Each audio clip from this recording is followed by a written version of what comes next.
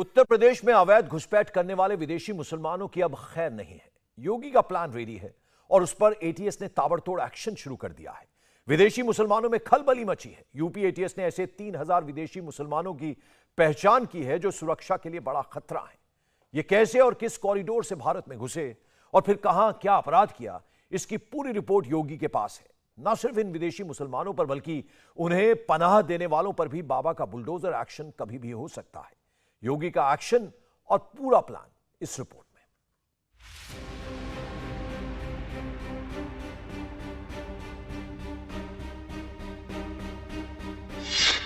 क्या हिंदुस्तान में रोहिंग्या का कॉरिडोर बन गया है? Myanmar to Mathura via Malda क्या है रोहिंग्या कॉरिडोर? क्या देश पर दहशत का यह नया डेंजर कॉरिडोर है? इस कॉरिडोर के रास्ते में बंगाल, बिहार, यूपी, दिल्ली सब पड़ते हैं, लेकिन इस कॉरिडोर को ममता, नीतीश और केजरीवाल कोई बंद नहीं कर पा रहा है। लेकिन योगी क्यों इसे बंद करने में सफल हो रहे हैं, इसकी वजह जान लीजिए। यूपी में रोहिंग्या के खिलाफ धड़ाधड़ छापेमारी हो रही है।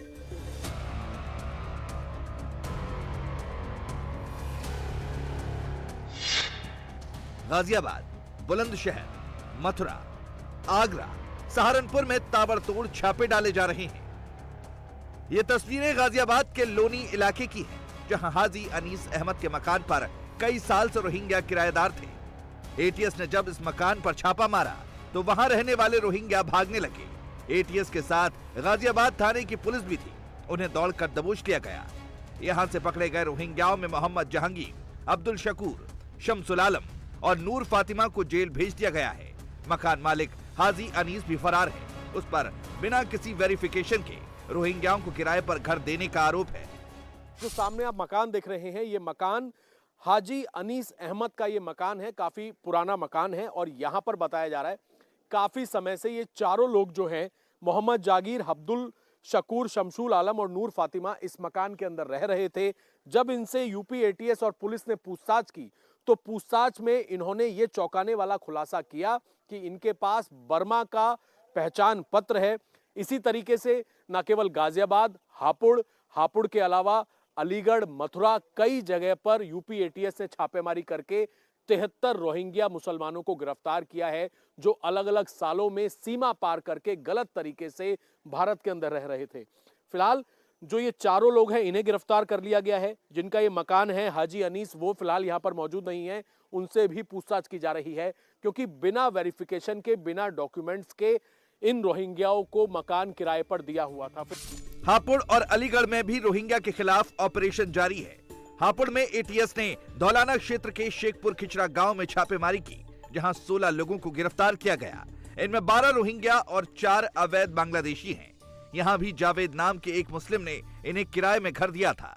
अलीगढ़ के मखदूम नगर में एटीएस ने छापा मारकर 17 रोहिंग्याओं को गिरफ्तार किया और मथुरा से 31 रोहिंग्याओं को गिरफ्तार किया गया है। एटीएस को मिली जानकारी के मुताबिक यूपी में 3000 से ज्यादा रोहिंग्या बस चुके हैं। सबसे ज्यादा पश्चिमी यूपी में बसे हैं, जहां इनकी संख्या करीब 2100 के आसपास है। चौंकाने वाली बात यह है कि इनमें तमाम रोहिंग्याओं ने आधार कार्ड और वोटर कार्ड तक बनवा लिए हैं। कई शहरों में इनकी अवैध बस्तियां बस चुकी हैं, जहां ये बिजली, पानी और सरकारी राशन भी धड़ल्ले से ले रहे हैं। लेकिन अब योगी सरकार इनके खिलाफ बेहद सख्त हो चुकी है। इन्हें गिरफ्तार कर वापस भेजा जाएगा। रोहिंग्या या बांग्लादेश से आने वाले अन्य रेफ्यूजीज जो पीड़ित लोग हैं, इनके लिए सरकार ने रेफ्यूजी के रूप में, यानी शरणार्थी के रूप में सारी व्यवस्था कर रखी है। संयुक्त राष्ट्र संघ से भी इसका सपोर्ट मिलता है, उनके पहचान पत्र बनते हैं, ट्रैवल डॉक्यूमेंट बनते हैं। जो लोग इस माध्यम से आए हैं और उनको सरकार पूरा सपोर्ट करती है, लेकिन जो लोग इस माध्यम से नहीं आए हैं, जो अपने आप को रेफ्यूजी डिक्लेयर नहीं करते हैं, वो राष्ट्र की सुरक्षा के लिए बहुत बड़ा खतरा है। क्यों? क्योंकि अगर आप सही हैं तो आपको सही से डिक्लेयर करना चाहिए, लेकिन आप लुक छुप के अगर रह रहे हैं तो फिर ये कोई ना कोई मन में खोट दिखाता है और वो व्यक्ति स्वयं भी राष्ट्र की सुरक्षा के लिए खतरा हो सकता है। एक नेटवर्क बनाने का प्रयास भी हो सकता है और बहुत ही बेसिक रूप में जाएं तो हमारे देश के कानून का उल्लंघन है और उसके तहत कार्रवाई इनके खिलाफ की जा रही है। अब सवाल उठता है कि रोहिंग्या कौन है और कैसे म्यांमार से मथुरा तक पहुंच गए।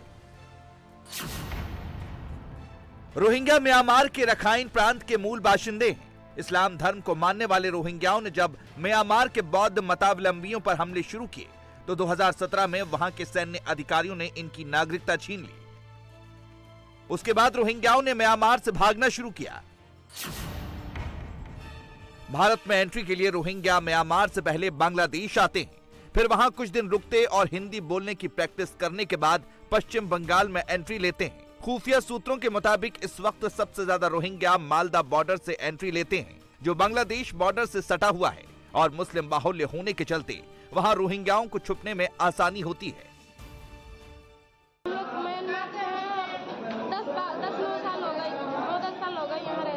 तब से आप लोग वहाँ से कैसे आए थे? वहाँ से सर हम तो एक साथ में बहुत सारे लोग आए गए, जैसे मार्केट हो रहे थे, कई लोग इधर उधर भाग गए, तो हमारे साथ और भी बड़े बड़े लोग थे, वो हमें सीधा यहाँ ले आया, अलीगढ़ में छोड़ दिया। तो किस तरीके से कोई आप बॉर्डर पे आपकी चेकिंग नहीं हुई? किस तरीके से आए थे वहाँ से? चेकिंग नहीं हुई, कहीं जगह से थोड़े पैदल चले और कहीं जगह से गाड़ी में बैठे, ऐसा करके हम यहाँ ले आए। अब सवाल उठता है कि पश्चिम बंगाल के बॉर्डर को कैसे रोहिंग्या इतनी आसानी से पार कर लेते हैं। रोहिंग्या हिंदुस्तान में आने के लिए एजेंट का सहारा लेते हैं। एजेंट बांग्लादेशी या फिर कोई हिंदुस्तानी मुसलमान हो सकता है। आमतौर पर बॉर्डर पार कराने में एक रोहिंग्या से एजेंट 4000 से 5000 रुपए लेता है। उसके बाद वो इन्हें बॉर्डर क्रॉस कराकर वापस बांग्लादेश लौट जाता है। भारत में इनका एजेंट इन्हें दिल्ली और यूपी तक छोड़ जाता है। अलीगढ़ में गिरफ्तार रोहिंग्याओं ने इस बात की तस्दीक की है।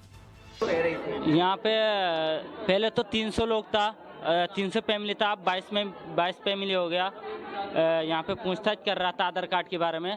आधार कार्ड की जिसका पास है वो लोग तो चले गया पैसे लेके, जो पैसे वाले हैं वो लोग तो चले गया जान बचाने के लिए। हमारा पास पैसा वगैरह नहीं है। और आपके पास किसी के पास आधार कार्ड नहीं है? नहीं, किसी का पास नहीं है आधार कार्ड। कैसे थे आप यहाँ तक? कैसे आए? यहाँ पे चुप के से आए, यहाँ दुब के आए इधर।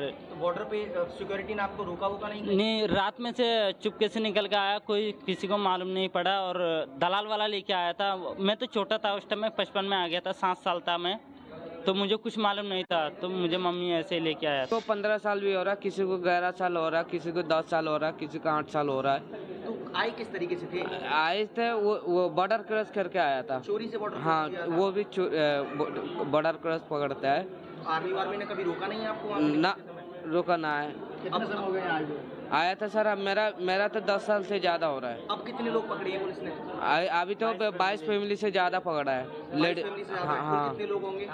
मान लो एक घर में 5 बंदा भी है, 6 भी है, 2 बंदा भी है, 3 बंदा भी है। अब सवाल उठता है कि रोहिंग्याओं को भारत में कौन पनाह दे रहा है। रोहिंग्याओं को स्लॉटर हाउस में आसानी से मजदूरी मिल जाती है। एटीएस को मिले इनपुट के मुताबिक पश्चिमी यूपी के ज्यादातर स्लॉटर हाउस में रोहिंग्या ही काम करते हैं। वहां बदबू की वजह से कोई दूसरा काम नहीं करना चाहता। इसके अलावा कबाड़ के काम और साफ सफाई में इन्हें लगा दिया जाता है। लेकिन जैसे ही एक जगह पर 40-50 रोहिंग्या इकट्ठा हो जाते हैं तो ये अवैध बस्ती बसा लेते हैं और बांग्लादेशियों के साथ मिलकर चोरी, लूटपाट, हत्या, डकैती जैसे अपराधों में शामिल हो जाते हैं।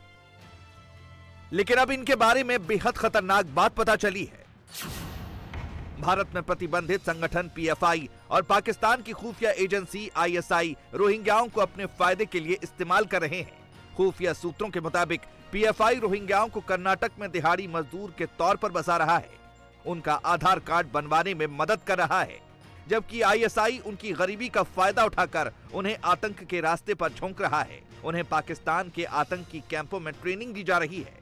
कि हमारे देश में बहुत से जयचंद हैं जो पल रहे हैं, पॉलिटिकल पार्टीज़ में भी हैं जो इनको आधार कार्ड बनवा देते हैं, इनके हर तरह की आइडेंटिटी इनको दिलवा देते हैं, जिससे कि इनको वोट बैंक के रूप में इस्तेमाल कर सकें और जब आवश्यकता पड़े तो इनसे गलत कार्य कराए जा सकें।